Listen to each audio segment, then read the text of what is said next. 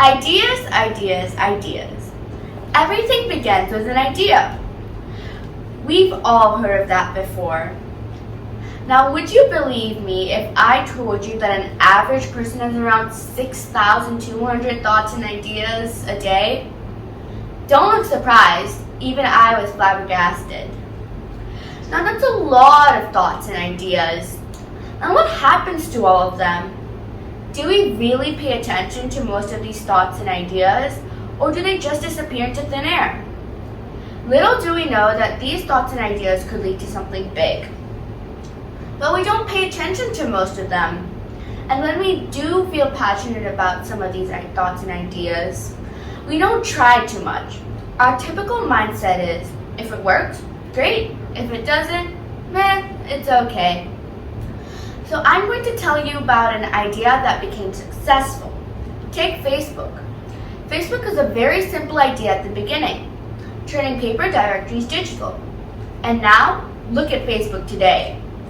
Around more than billions and billions of users.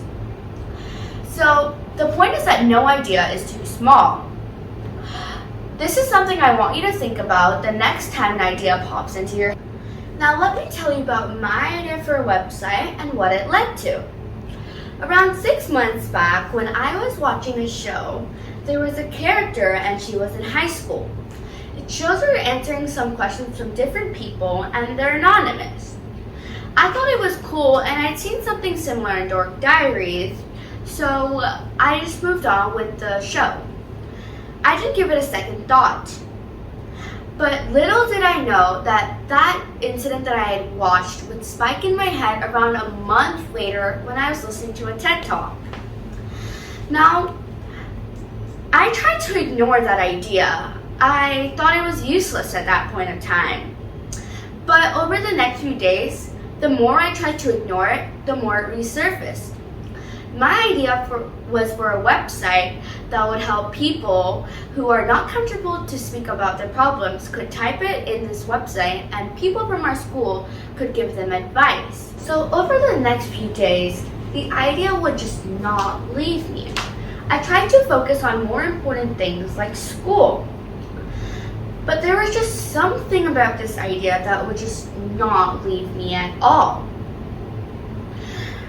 So then I decided that I should actually put more thought into this idea, and I should develop it and how I could put this into use and into our school.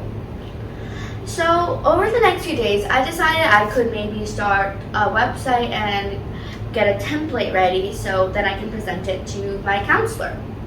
But it turned out that even if some of those website templates and in fact a real website did work, I figured out it just wasn't enough and I would need more support. So later on that week, I decided to ask different people like my classmates and other people in my grade to see if what they thought about this idea was similar to mine. But all they said was, this is a really good idea, or you should put some thought into this or do something about it. Like I was earlier, these people were not focusing on my idea because they too were living life. I realized that there were a few things that were stopping me from achieving my idea. And I'm pretty sure these 3 things that I'll be sharing with you right now will help you too in reflecting on your idea. Number 1, do I have everything to achieve my idea? Number 2, if so, is it worth it? And number 3, if so, what would other people think about my idea? Is it good enough? These 3 questions stopped me from the very beginning, instead thinking that this is a useless idea and I should not put any thought into this. So the following week, I had ECA where we were going to discuss the presentations that we will be talking about. I thought I could talk about the idea I had for a website and some lessons I had learned from it. I wanted to share my lesson to other people and other students in my school so they can learn stuff from it too. So my teacher told me that I should go to the counselor for my idea for the website since it was about student support. This time, without hesitating and ignoring advice, I went on to getting support from my counselor. I decided to not ignore my idea again, and now my idea is still in the process of being implemented on. The point is that whether it was my idea or anyone else's ideas, you will have struggles and difficulties when you're rejected or the solution does not work. But the people that are persistent and determined to reach to success are the ones that become successful. A quote from Michael Jordan, the basketball legend, neatly captures the essence of success. Obstacles don't have to stop you. If you run into a wall, don't turn around and give up. Figure out how to climb it, go through it, or work around it. Despite the fact that Michael Jordan has missed over 9,000 shots in his entire career and lost over 300 games, it still did not stop him from being one of the best basketball players in history. Although Michael Jordan did not have an idea to start anything, but his persistence and determination, even when he missed so many shots, is what is needed to make any idea become successful. Now let me share with you another great example. We all know Harry Potter by J.K. Rowling.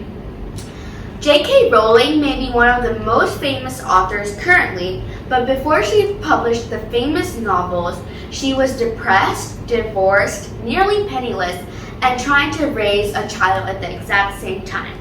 But through hard work and determination and a great book idea, she went from surviving on welfare to becoming one of the most richest women in the span of 5 years. This is another great example of determination and persistence. The point is that whether it was my idea or anyone else's ideas, you will have struggles and difficulties when you're rejected or the solution does not work.